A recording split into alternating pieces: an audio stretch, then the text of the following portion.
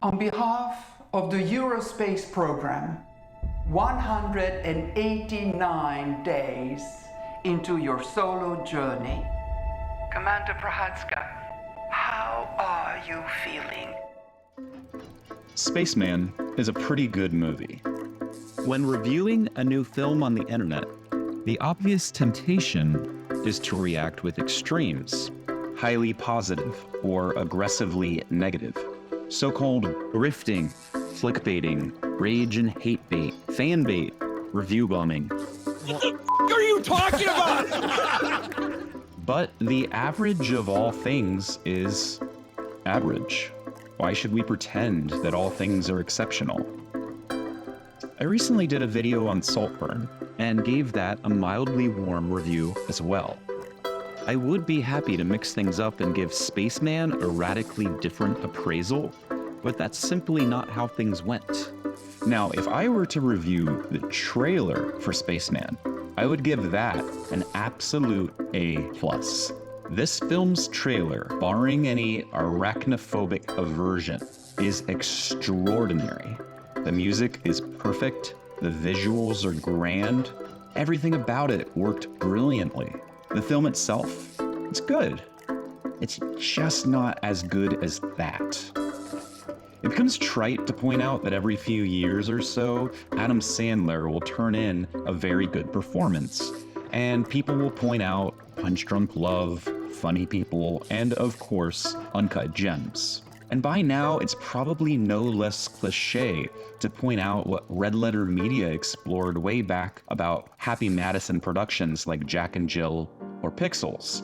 The sinister underbelly of what Adam Sandler is doing and how you're all being manipulated by this epic con man. So which one was this? Well, on that account, the trailer advertised honestly. This was among, if not the best performance I have seen Sandler deliver. I am by no means a default fan, and he wasn't just okay, I thought he was excellent. Carey Mulligan was also very good, even with a very tough role to deliver. Hers could have easily come across as a selfish, spiteful character, but I think she successfully landed why a woman would think about abandoning her husband as he navigates the far reaches of the solar system. Two more supporting characters were also excellent. Isabella Rossellini, whom I have a fondness of ever since she played Athena in the TV movie version of The Odyssey way back in 1997. Not to mention Jack Donaghy's ex-wife in 30 Rock. Oh, damn it, Johnny, you know I love my big beef and cheddar. And Kunal Nayyar, whom I suppose some will recognize from The Big Bang Theory.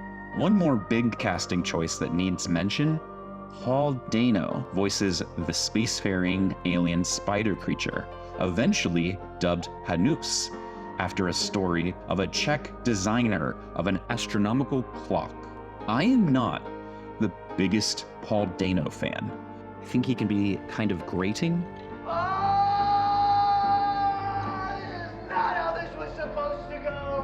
But here, he was good. Really, really good.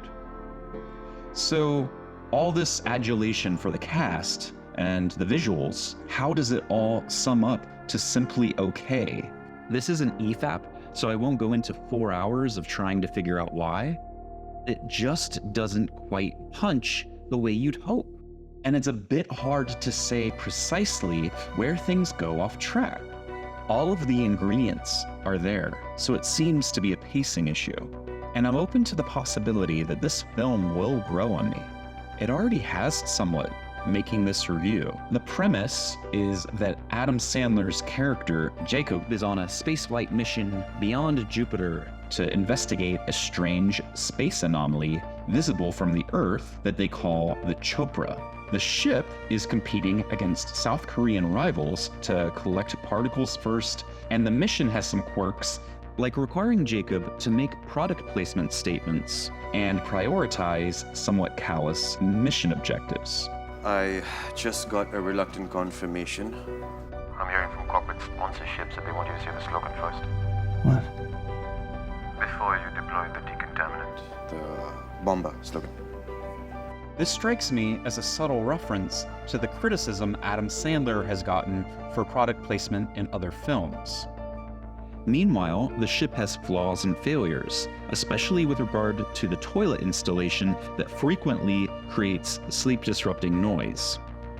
Any spacefaring story is ambitious in film, and I can't imagine the amount of work that must have gone into creating the zero-gravity effects. And the same goes for the spider alien, Hamus. He looked real. Space films also have a tendency to get a bit weird, especially towards the end. I would suggest that this may be in no small part due to the continued influence of Stanley Kubrick's 2001: A Space Odyssey, which may be a classic, but has a very difficult ending to digest. Sci-fi films like Gravity or Sunshine have really worked for me. Interstellar really did not. Spaceman unfortunately brought Anne Hathaway from that film to my mind. Love is the one thing we're capable of perceiving that transcends dimensions of time and space. There is one major script contrivance that really bothered me. Jacob casually leaving his ship to attempt to save Hamus and then to briefly explore the Chopra with him.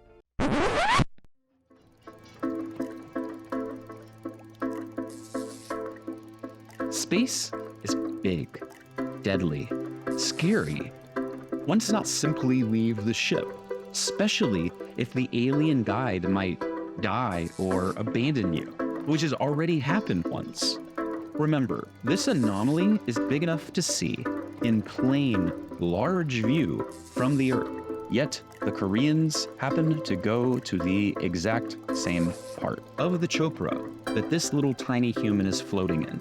Oh, come on! Writing-wise, this just seems silly. So for good performances, good scenery, and a serviceable script that just falls slightly shy of something greater, this is floating out there on Netflix in the most peculiar way.